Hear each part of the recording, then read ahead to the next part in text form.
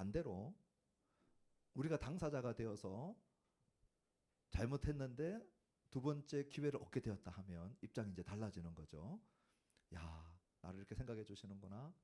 또 내가 두 번째 기회를 얻게 된 거에 대해서 막 불평과 불만을 갖는 사람들은 적을 것입니다. 요나가 지금 이 상황에 있는 것이죠. 우리 1장에서 하나님께서 가라고 한 곳에 반역하고 불순종하여 가지 않았던 요나에게 하나님께서 너 끝이다. 내 명령을 지키지 않았으니까 반역했으니까 우리 여기까지만 하자 하고 물음표를 꽝 찍고 그냥 끝내도 요나 입장에서는 할 말이 없어요. 그런데 하나님께서 요나에게 두 번째 기회를 줬어요. 다시 기회를 줬어요. 그리고 그것을 요나가 니느웨가 바뀌는 건 탐탁지 않게 생각해도 자기가 다시 한번 기회를 얻는 거에 대해서는 괜찮아 합니다. 그런데 요나의 마음속에는 니느웨가 다시 기회를 얻는 것은 싫어하죠. 하나님이 니느웨에게도 또 한 번 기회를 주는 것은 원하지 않습니다. 자기는 괜찮아도.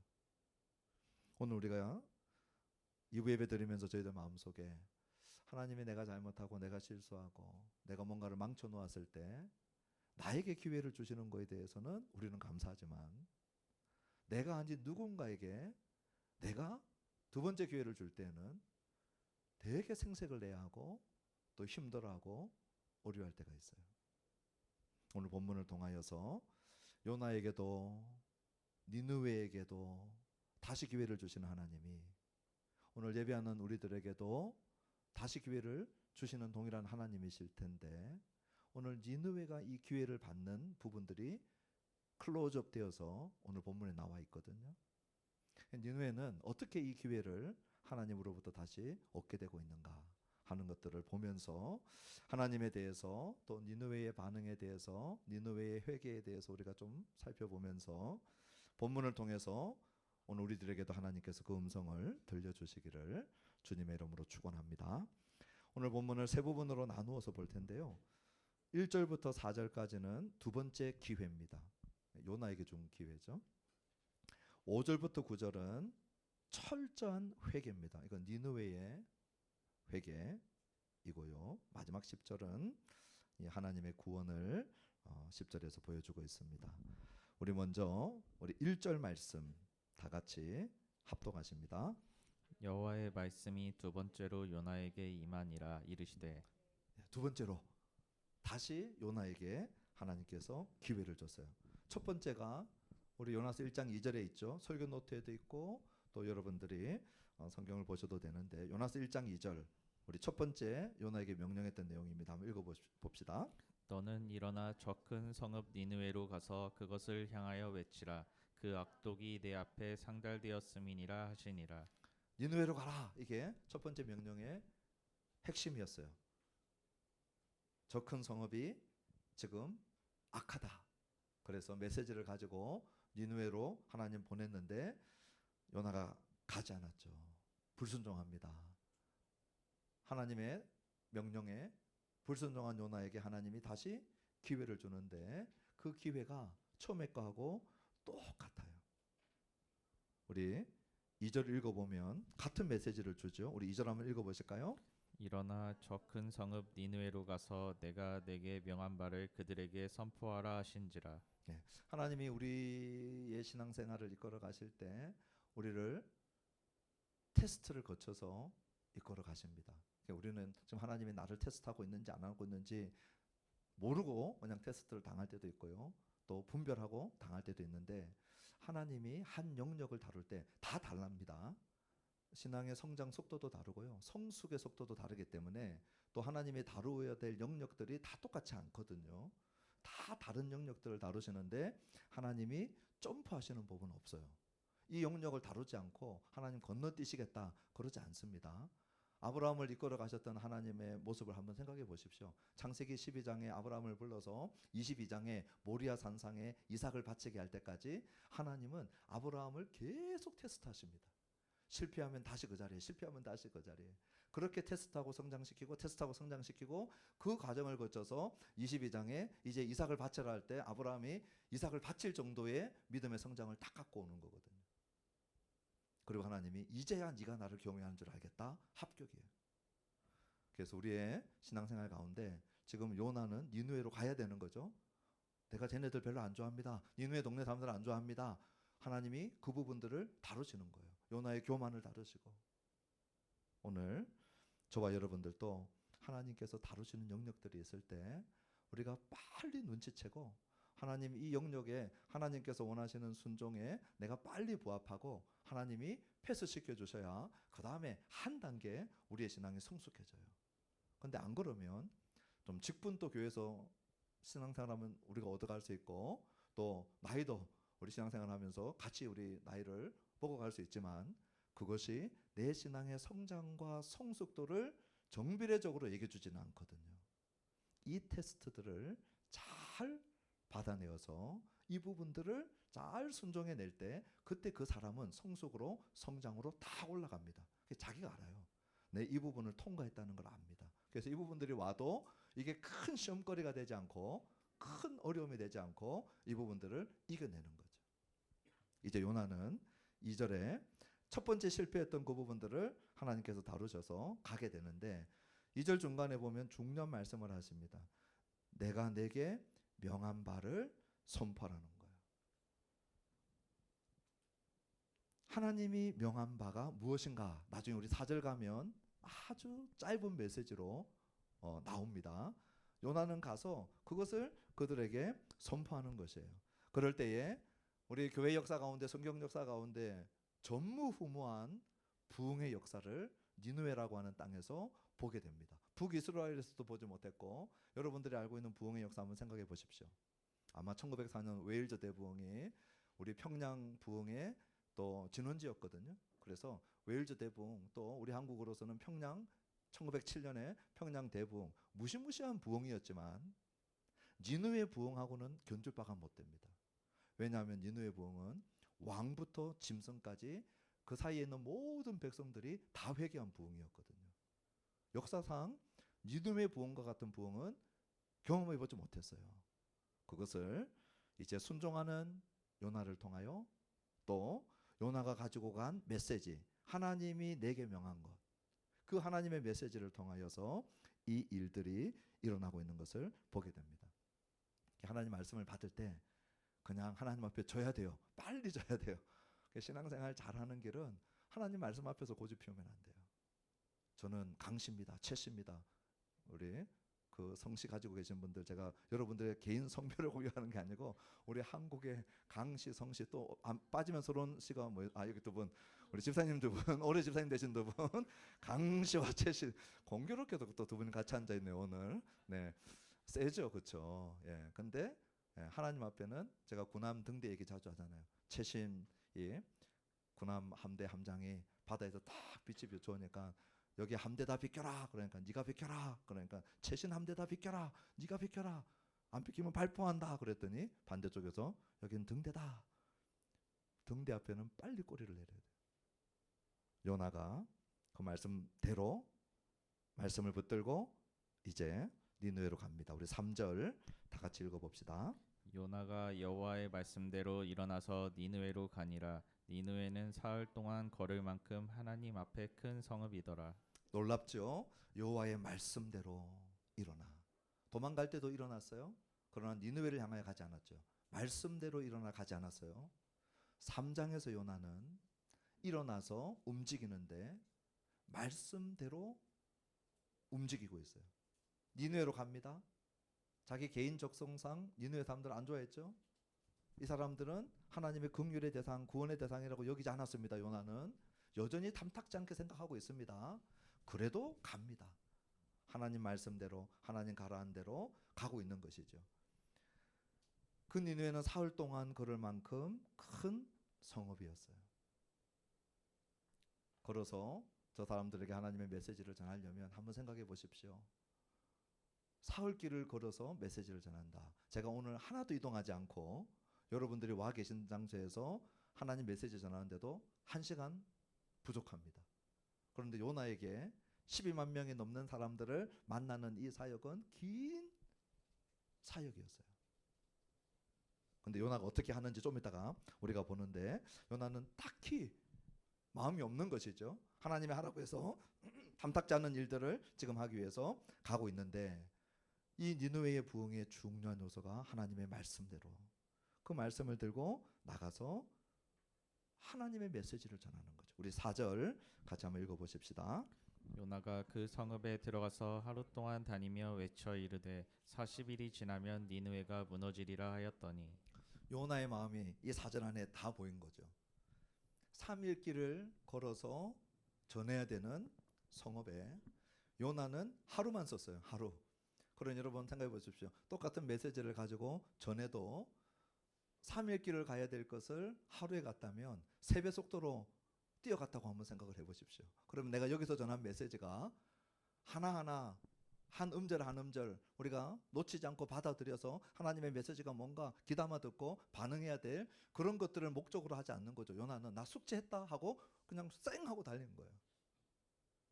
제가 만약에 지금의 속도보다 3배속으로 빨리 그냥 다다다다다 하면 저는 내 할 일을 할 수는 있겠지만 정말 좋은 소통을 하려고 하고 메시지를 나누려고 하는 그 부분들은 약화될 겁니다. 요나의 마음이 이 4절 안에 많이 노출됐어요. 그렇죠? 난 자세히 일일이 너희들 만나서 1대1로 이 말씀 알아들었는지 안 알아들었는지 관심 없다는 거예요. 하루 만에 그냥 쫙 다니면서 하나님 전하라고 하는 메시지 10초도 걸리지 않아요. 40일이 지나면 니느웨가 무너지리라. 40일이 지나면 니느웨가 무너지리라. 이 말을 하고 쫙 달려간 거예요. 그럼에도 요나가 전한 이 메시지는 요나의 말이 아니고 하나님의 말씀이었어요. 하나님의 말씀은 전하는 자가 그 마음 안에 하나님의 마음하고 똑같지 않게 그 상태를 가지고 전했다 할지라도 하나님 말씀 자체의 능력이 설교자를 이기시는 능력으로 역사하실 때가 있어요. 요나서 3장이 정확하게 그런 때예요. 하나님의 말씀의 운동력이 좌우의 날성검보다도 더 예리하여서 생각과 마음과 심령과 골수를 다 쪼개버린 거죠. 이 니느웨 사람들을 다 만나 주신 거예요. 그래서 우리 하늘나무 교회에서 특별히 예배 때 설교자가 강단에서는 절대 설교자가 하고 싶은 말을 가지고 와서 해서는 안 돼요. 이 시간은 설교자가 자기가 하고 싶은 얘기를 갖고 와가지고 전하는 시간이 아니에요. 만약 그렇게 하려면 하늘나무 교회에서도 저도 잘할 수 있습니다. 창세기에서 계시록 중에 오늘 내 기분 상태에 맞춰가지고 오늘 한번 표적 설교를 해보자 하면 제가 그 정도 표적 본문은 끄집어낼 자신이 있어요. 예. 근데 절대 그렇게 하지 않죠. 의도적으로 본문을 한 책이 정해지면 그 다음부터는 한 절 한 절씩 가는 거예요. 내가 전하고 싶은 게 뭐든지 아무 상관없어요. 하나님이 그 말씀을 기록해 놓으신 본문을 가지고 설교자의 설교를 통하여 성령께서 조명해 주시고 밝혀 주시고 깨닫게 해 주심으로 말미암아 말씀하신다는 것을 믿기 때문에 그렇게 하는 거예요. 반대로 설교자가 내가 원하는 것을 갖고 와서 해서도 안 되지만 우리 성도님들은 내가 듣고 싶은 메시지를 듣고 싶어서 오셔도 안 돼요. 어떤 분들은 난 오늘 위로를 못 받고 갔다는 거예요. 난 오늘 지금 위로가 필요한데 위로를 못 받고 갔다는 거예요. 오늘 나는 이런 메시지가 필요한데 이런 메시지를 못 듣고 갔다는 거예요. 저는 어떤 마음인지는 충분히 이해는 됩니다. 그러나 이 자리에는 내가 듣고 싶은 얘기를 들으러 오는 것이 아닙니다. 하나님께서 기록된 말씀으로 성령의 조명으로 뭐라고 하시는지를 듣기 위해서 우리는 여기 모여 있는 것이지, 설교자도 하고 싶은 말, 또 회중도 우리가 듣고 싶은 말, 그러면 교회는 오면 안 돼요. 딴 데로 가서 내가 듣고 싶은 얘기 해주는 사람 만나면 됩니다. 우리 하늘나무 교회 강단은, 또 교회 강단은, 예배 강단은 하나님이 전하라고 하시는 하나님의 말씀이 선포되어야 되는 시간들이고, 성령 하나님이 기록된 말씀으로 우리들에게 말씀하시는 그 말씀을 듣기 위하여 우리가 모여 있는 것이죠. 그런 의미에 있어서 저는 우리 한국 교회가 세계 모든 나라들의 교회 가운데 어느 나라하고도 비교할 수 없는 독특한 축복의 한 징표가 있는데, 그게 말씀이에요. 오늘 뭐 한국 교회에서 하는 시간이 아니기 때문에 한두 가지 사건만 짧게 얘기하고 지나가는데요. 유래를 찾아볼 수 없는 한국 교회의 독특한 특징 중에 하나는 뭐냐면 선교사들이 외국의 선교사들이 한국에 오기 전에 우리는 한국어로 번역된 성경이 한국 안에 먼저 있었다는 거예요. 1988년에 스코틀랜드의 존 로스라고 하는 선교사님이 있어요. 저는 이분을 알게 되고 난 다음에 너무 감동을 받아서 지금 이제 그 얘기하는 시간은 아닌데 제가 이분이 다니던 교회, 다니던 동네 아버딘에 있을 때 스코틀랜드에 있을 때 찾아가 봤어요. 이분의 흔적들이 다 남아 있는데 제일 마지막에 너무 가슴 아팠어요. 그분을 파송했던 교회가 여관으로 바뀌고 있는 공사 중이었어요. 그래서 강대상이 2층 성도들이 앉아 있는 곳에 던져져 있고 오물투성이가 돼 있는 거예요. 그리고 이제 여관으로 바꾸려고 공사를 하고 있는 현장을 제가 마지막으로 보고 왔어요. 1883년에 스코틀랜드는 선교지로 선교사들을 보내던 나라고 부흥이 있었던 나라고요. 놀라운 하나님의 말씀의 역사가 있었던 곳이었거든요. 그때 만주에 와가지고 엄청 어려움을 겪고 그리고 서상윤이라고 하는 우리 한국 사람을 만나서 한글 성경이 없다는 걸 알고 한글 성경을 번역하고 누가복음과 요한복음 쪽복음을 들고 서상윤이라고 하는 사람이 그 복음을 한국으로 가지고 들어옵니다. 그리고 황해도 소래에서 그 성경 번역된 걸 읽으면서 최초의 한국 공동체 교회가 세워집니다. 그 교회가 소래교회고 여러분 양재에 가시면 총신신대원이 있어요. 총신신대원에 이 소래교회를 그대로 복원해 놓았습니다. 아, 이런 기억자로 꽂혀 있는 교회구나. 이게 중요한 게 아니고 선교사가 들어오기 전에 말씀이 있다가 교회가 세워진 교회가 소래교회예요. 아무도 안 놀리시는군요. 네. 또 1866년에 그거보다 조금 앞서서 제너럴 셔머너 사건 아시죠? 이건 한국 우리 근대사 역사인데 그때 영국의 웨일즈의 이 토마스 선교사님이 그 상선을 타고 들어오다가 세국 정책 때문에 내려서 선교 활동도 제대로 못하고 목베어서 죽거든요. 그때 그가 가지고 왔던 성경책을 11살의 어린이 채치량이 가지고 갑니다. 그리고는 그 당시에 영문주사였던 박영식에게 이 책을 넘기고 박영식이 이거 금서니까 태우려고 하다가 벽지라도 써야 되겠다. 종이가 귀한 시대니까. 집에서 벽지로 발라놓고 있다가 다 성경이잖아요. 박영식이 예수님을 믿게 됩니다. 그리고 그 집을 나중에 우리 평양의 부흥의 진원제가 되었던 장대현 교회 이전의 널다리골 교회, 그 집이 널다리골 교회가 되고요. 그곳이 장대현 교회가 됩니다. 하나님 성경 읽다가 예수님을 믿게 되고 그 집이 교회가 되고 그리고 토마스 선교사를 죽였다라고 우리 지금 그 사람이 누군지를 특정하기가 쉽지는 않은데 아주 강력한 후보 중에 한 명이 박충권이라고 하는 사람이에요. 목벤 사람. 그 사람도 토마스 선교사님이 갖고 온 성경책을 가지고 갑니다. 그리고 집에서 정독을 하다가 예수님을 영접하고 평안남도 안주교회의 영수가 됩니다. 혹시 영수 들어보셨습니까? 예, 저는 어렸을 때 저희 목사님의 아버님이 영수였거든요. 경상북도 쪽에. 그래서 저는 영수라고 하는 이름을 들어본 적이 있어요. 지금 우리가 안 쓰는 직책입니다. 네, 이 박충건이 안주교회의 영수가 됩니다.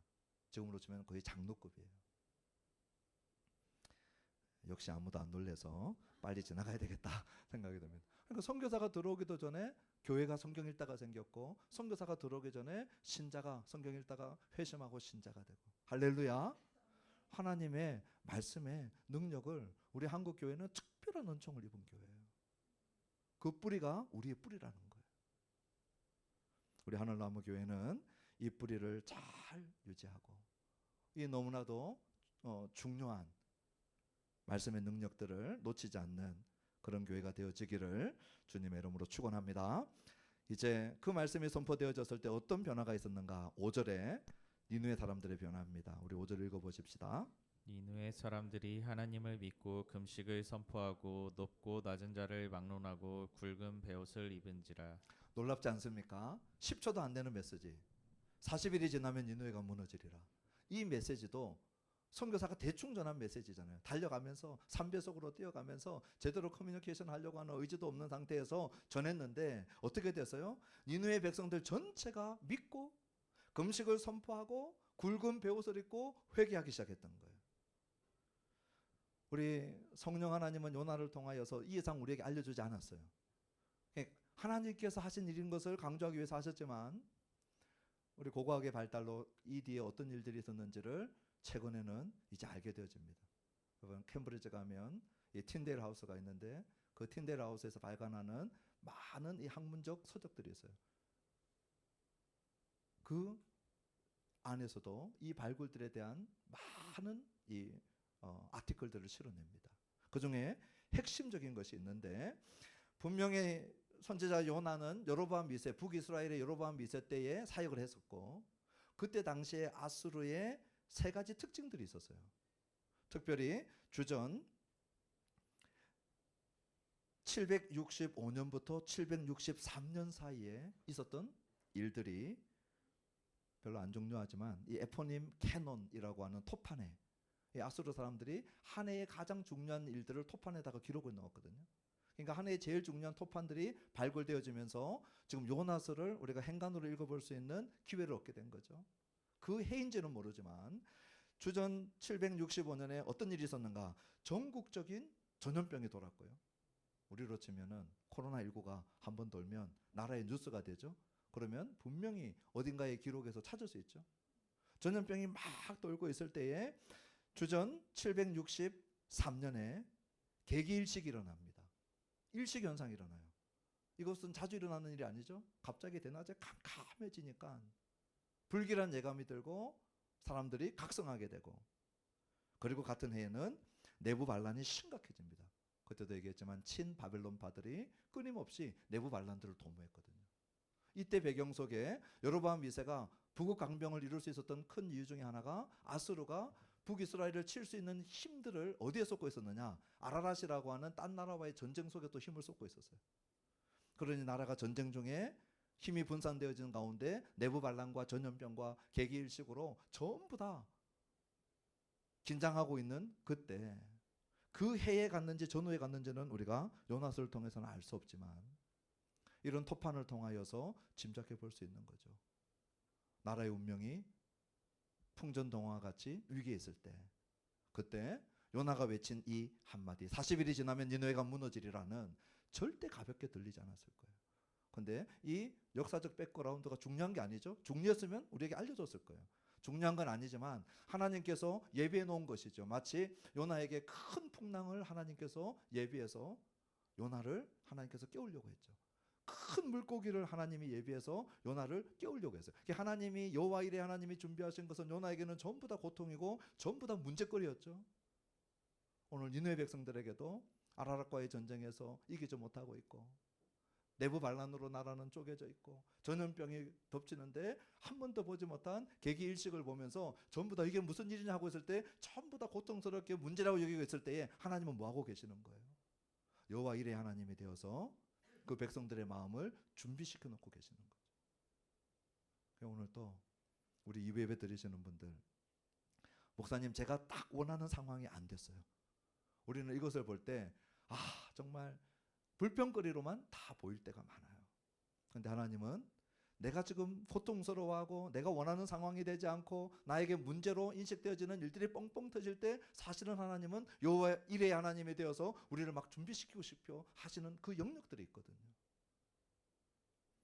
이런 문제를 통하여서 하나님이 요나도 다루었고 하나님이 니느웨도 다루고 있는 모습을 우리가 보게 되는 거예요. 그때 5절에 이런 상황 속에서 이 메시지를 들으니까 믿고 금식을 선포하고 그리고 죄를 뒤집어쓰고 있는 모습을 보게 되는 겁니다.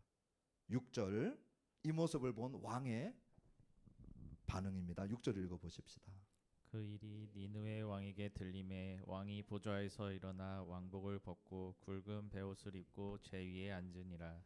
백성들의 얘기를 듣고 왕이니까 우리 백성들이 판단력이 미숙하거나 이렇게 하지 않고 그 모습을 보고 왕마저도 이 회개에 동참하는데 잘 보십시오.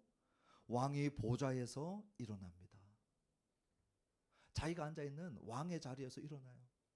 그 다음에 왕복을 벗습니다. 그리고는 굵은 베옷을 입고 있어요. 마치 상을 당한 사람처럼 큰 슬픔을 당한 사람처럼 베옷을 입고 왕의 보좌 대신에 제 위에 앉아 있어요. 이 모습이 회개의 모습을 너무나도 잘 보여주고 있는 모습이에요. 오늘 우리는 바깥에 나가서 나는 왕입니다 이렇게 얘기하고 다니는 사람 아무도 없어요.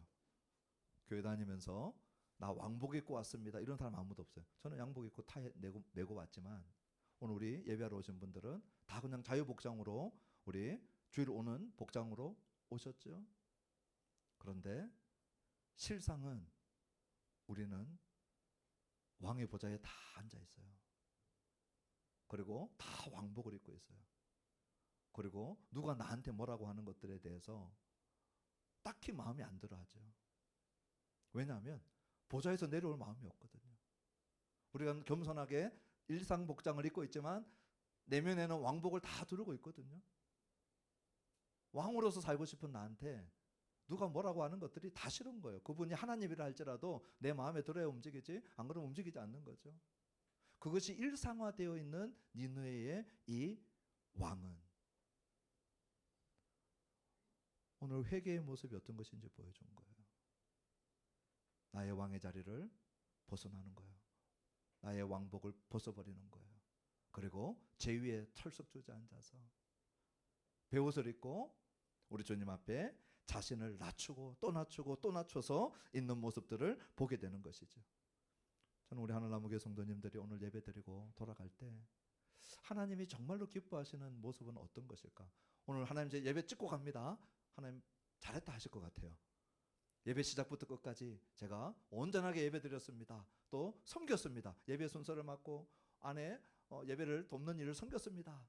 중보하고 왔습니다. 하나님 다 기뻐하실 것 같아요. 근데 이 말씀을 듣고 또 돌아갈 때 나는 내 인생의 왕의 보좌에서 내려올 마음이 없습니다. 나는 여전히 내 왕복을 두르고 살아갑니다. 내가 원하는 것만 합니다. 저는 전혀 말씀에 반응되지 않는, 오늘 우리가 예배를 드리고 갔다 할지라도 왕의 보좌에서 내려오지 않은 채로 간다면, 왕복을 벗지 않은 채로 간다면 우리 하나님이 보실 때 도대체 무슨 메시지를 듣고 무슨 말씀을 듣고 무슨 예배를 듣고 갔는지.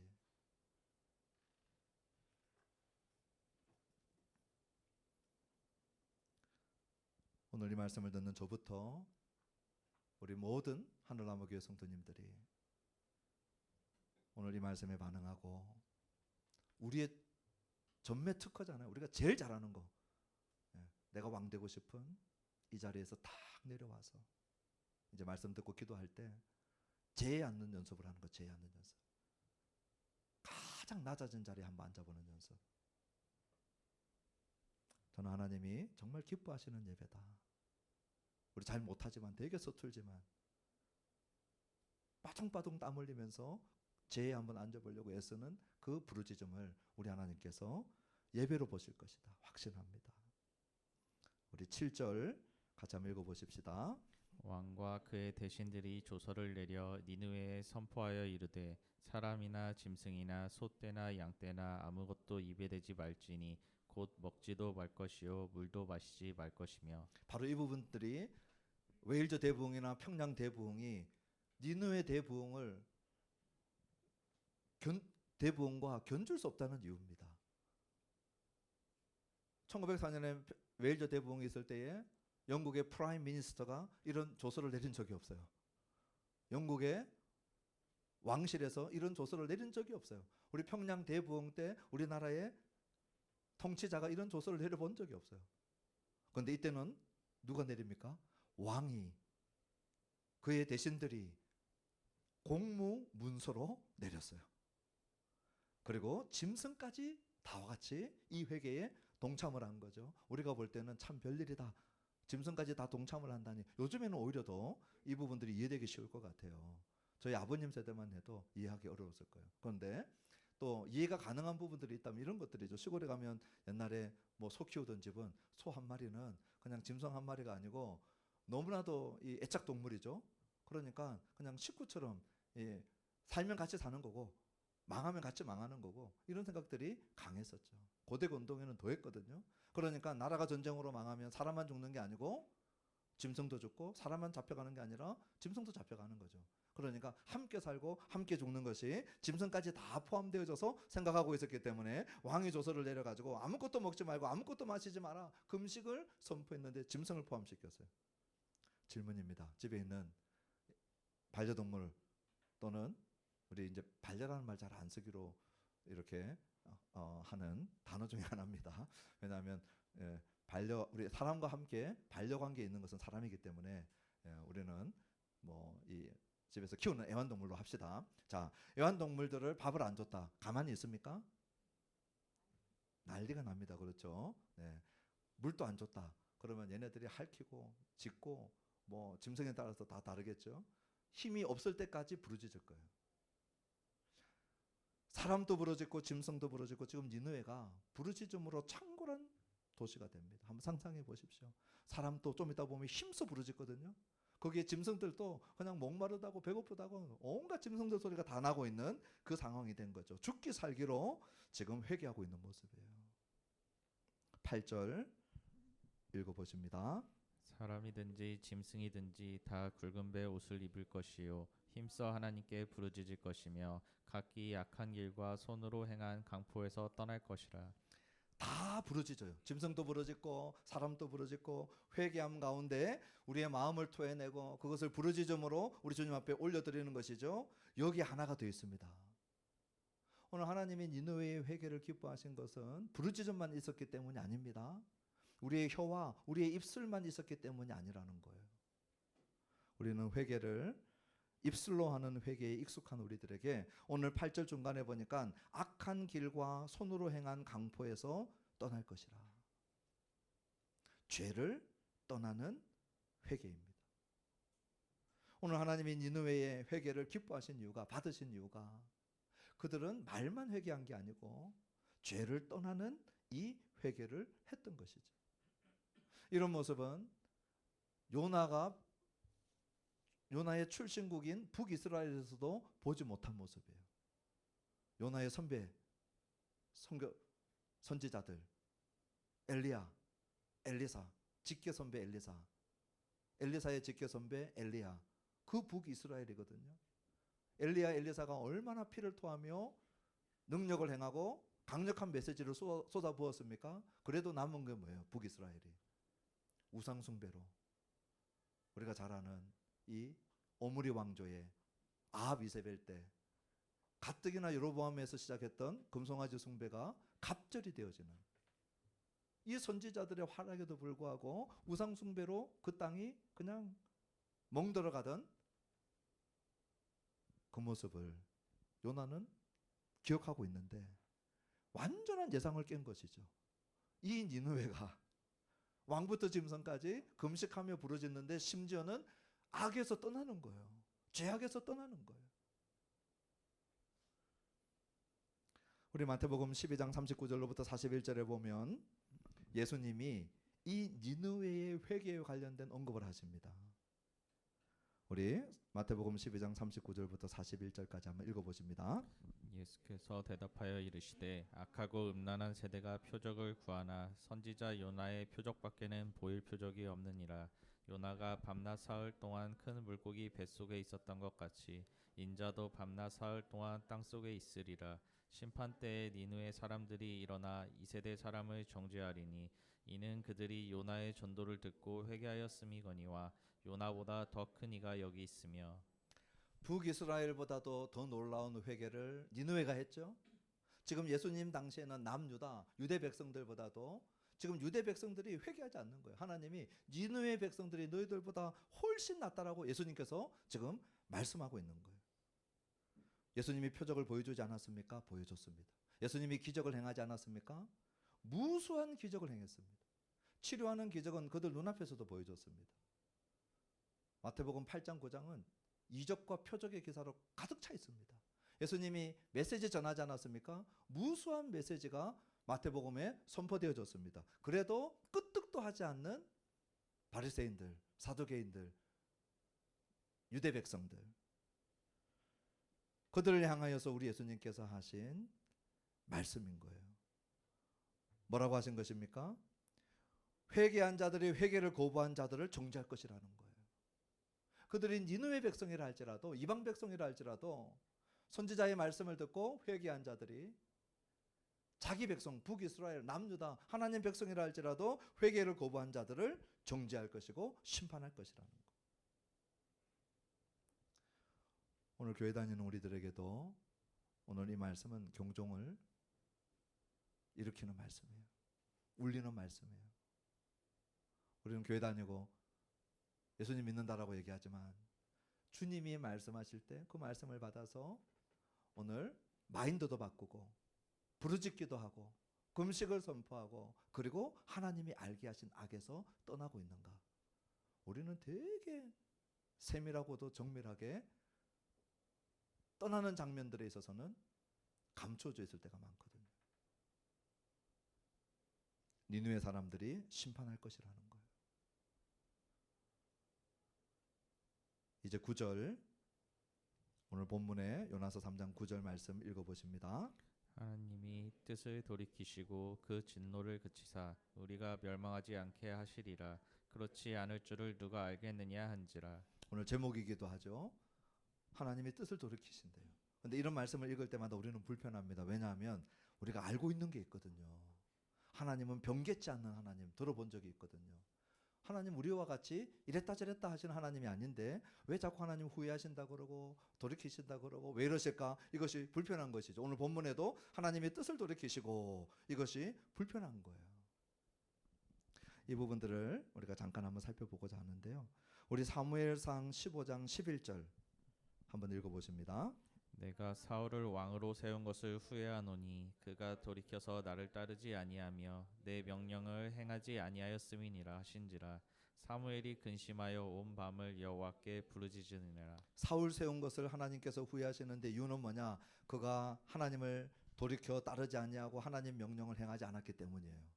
그런데 같은 15장 29절에 하나님은 변개함이 없다 했거든요. 우리 사무엘상 15장 29절 읽어보십니다.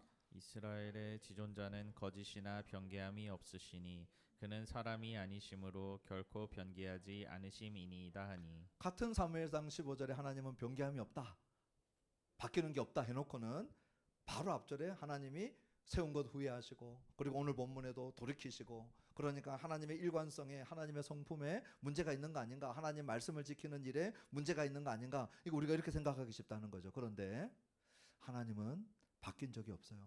하나님의 본성, 하나님의 목적을 이루어 가심 한 번도 바뀐 적이 없어요. 어떤 의미에서 바뀐 적이 없는가?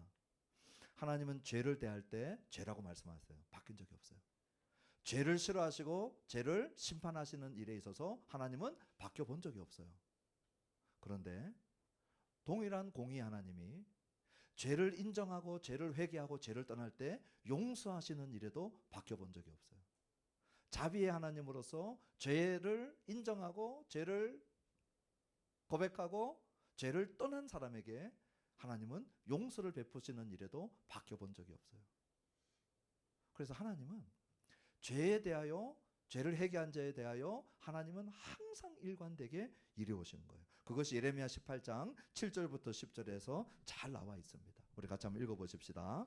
내가 어느 민족이나 국가를 뽑거나 부수거나 멸하려 할 때 만일 내가 말한 그 민족이 그의 악에서 돌이키면 내가 그에게 내기로 생각하였던 재앙에 대하여 뜻을 돌이키겠고, 내가 어느 민족이나 국가를 건설하거나 심으려 할 때 만일 그들이 나 보기에 악한 것을 행하여 내 목소리를 청종하지 아니하면 내가 그에게 유익하게 하리라고 한 복에 대하여 뜻을 돌이키리라. 하나님이 돌이키리라 돌이키리라 말씀하시니까 하나님이 이랬다 저랬다 하나님 같다고 생각할 수는 있겠지만 실제로는 하나님은 일관되신 것이죠. 하나님께서 악에서 돌이키면 재앙에서 돌이키리라. 하나님은 항상 일관되세요. 만약에 우리가 악을 행하고 떠나지 아니하면 하나님은 복에 대하여 뜻을 돌이키리라. 죄를 대하는 우리 하나님, 그리고 회개한 자를 대하는 우리 하나님은 일관되게 일하고 계시더라는 거예요. 오늘 저와 여러분들 향하여서도 마찬가지입니다. 하나님 우리의 죄를 벌하지 않겠다 그런 적 한 번도 없어요. 저와 여러분들의 죄에 대하여 우리 하나님은 공의의 칼을 뽑고 반드시 벌하십니다. 다만 그 벌을 내 죄를 짊어지신 우리 예수님 위에다가 다 쏟아내신 것밖에 없어요. 그리고 그 용서를 오늘 예수님을 통해서 우리가 받게 하신 것이죠. 그러니 죄를 대하여 형벌하시는 하나님은 바뀌어본 적이 없어요. 예수님을 믿는 회개한 우리들에게 용서를 베푸시는 우리 하나님은 바뀌어본 적이 없어요. 그러면 이제 살아있는 신자들, 우리의 신앙생활 가운데 하나님은 어떻게 일하고 계시는가? 예수 믿는 우리를 예수님 안에서 그가 재판장이 되어주셔서 심판주가 되어주셔서 악의 문제, 죄의 문제를 처리를 하셨다면, 예수 믿는 우리 하나님의 자녀로 삼아 우리 아버지가 되셨거든요. 그러면 살아가는 우리가 천국 갈 때까지, 죽어서 천국 갈 때까지, 주님 재림하실 때까지 모든 신자는 무슨 과정을 겪어가느냐? 성화라고 하는 과정을 겪어갑니다. 거룩해져가는 과정을 겪어갑니다. 예수님 닮아가는 과정을 겪어갑니다. 그런데 내가 악에 머물고 싶고 악을 먹고 살고 싶다. 그러면 하나님이 반드시 다루십니다. 자기 새끼이기 때문에 그래요. 내 새끼이기 때문에 아버지로서 내 자녀가 악의 문제, 죄의 문제를 지금 달고 다니는데 눈 감고 못 본 척하는 아버지가 아니라는 거죠. 그래서 성화의 과정들을 통과시킵니다. 통과시킬 때 이 성화의 과정들 속에서 무슨 일들을 하시는가? 고집을 피우고 하나님이 여러 방면으로 알게 하셨는데도 안 떠나잖아요. 그러면 뜨거운 불에 집어넣으십니다. 더 뜨거운 불에 집어넣으십니다. 그렇게 해야 녹여내니까. 성화의 과정 안에는요, 우리를 깎아내시는 그 작업들을 반드시 하십니다. 그래서 하나님 앞에 이 죄의 문제를 하나님이 다루실 때는요, 빨리 돌이킬수록 좋습니다. 그렇지 않으면 하나님은 반드시 다루어내시거든요. 반드시 거룩의 가정으로 우리를 이끌어가고 싶어 하시거든요. 그래서 살아있는 우리들을 다루어 나가실 때 하나님께서 반드시 성화의 과정을 통과시킬 것이기 때문에 오늘 말씀 들으시는 저와 여러분들은 하나님이 다루신다 싶으면요, 하여튼 빨리 돌이키고 빨리 회개하고 그냥 빨리 항복하고, 할렐루야, 반드시 그렇게 다루어 가십니다. 성화의 과정을 점프해서 가시지 않으십니다. 우리 마지막 계시록 에스겔 18장 33절 말씀 읽어보십니다. 주 여호와의 말씀이니라. 내가 어찌 악인이 죽는 것을 조금인들 기뻐하랴. 그가 돌이켜 그 길에서 떠나 사는 것을 어찌 기뻐하지 아니하겠느냐. 예, 우리 주님은 악인이 죽는 것 조금 더 기뻐하지 않죠. 그러나 죄에 대하여 일관된 심판을 내리시기 때문에 악에 머물면 심판하십니다. 또 악인이 그 길에서 떠날 때 어떻게 합니까? 기뻐하십니다. 일관되십니다.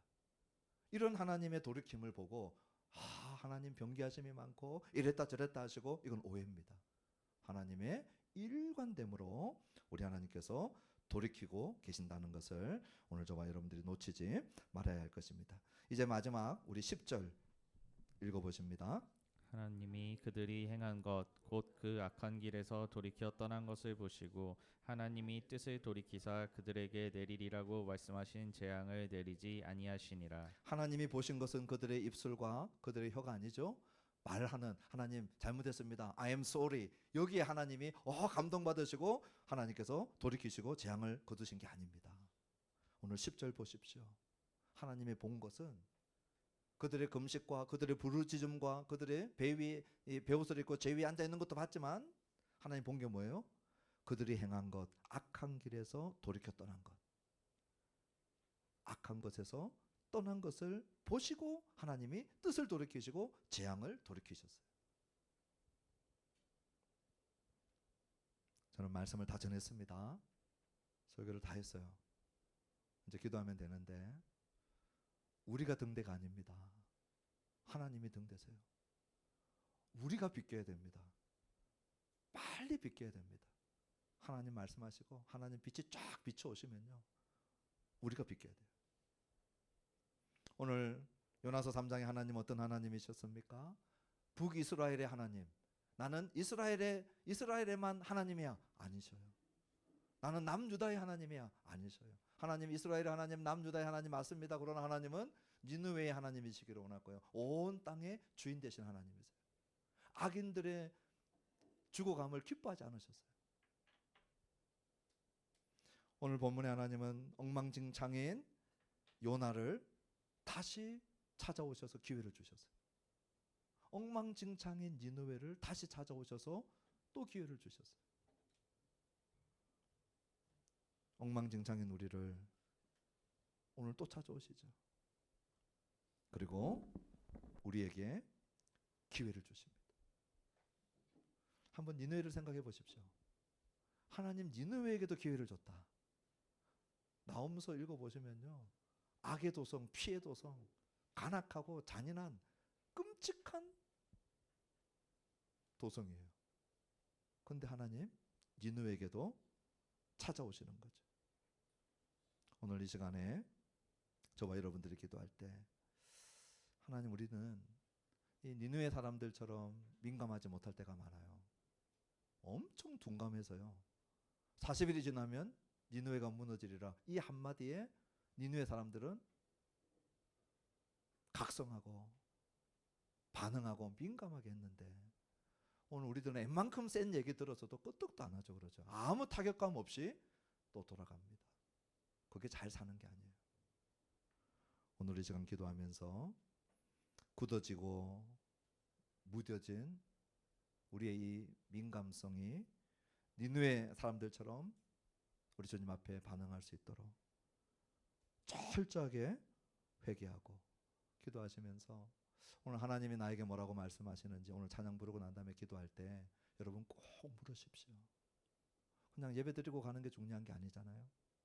오늘 하나님이 이 말씀을 통하여 오늘 나에게 떠나라고 하는 죄가 있든지, 너 지금 떠나야 된다. 돌아보니 떠나야 될 죄가 없는 분들도 있겠죠. 하나님이 보여주시지도 않는데 회개할 필요는 없습니다, 여러분. 막 강박에 잡혀가지고 나는 회개를 못하고 갔네, 원통하다, 그렇게 안 하셔도 돼요. 하나님이 생각나게 하시지 않으면 그냥 가십시오. 그런데 물으셔야 돼요. 하나님, 떠나야 될 죄가 있습니까? 또는 하나님, 죄가 아니라 내가 해야 될 것을 못하고 있는 것이 있습니까? 해야 되는데 안 하고 있는 것이 있습니까? 물으셔야 됩니다.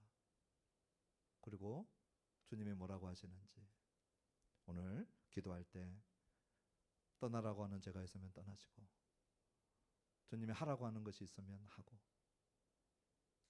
그분이 등대인 줄 알고 그분 앞에서 우리가 움직일 줄 아는, 보좌에서 내려와서 왕복을 벗고 제 위에 앉을 줄 아는 그러한 예배자가 되기를 주님의 이름으로 축원합니다.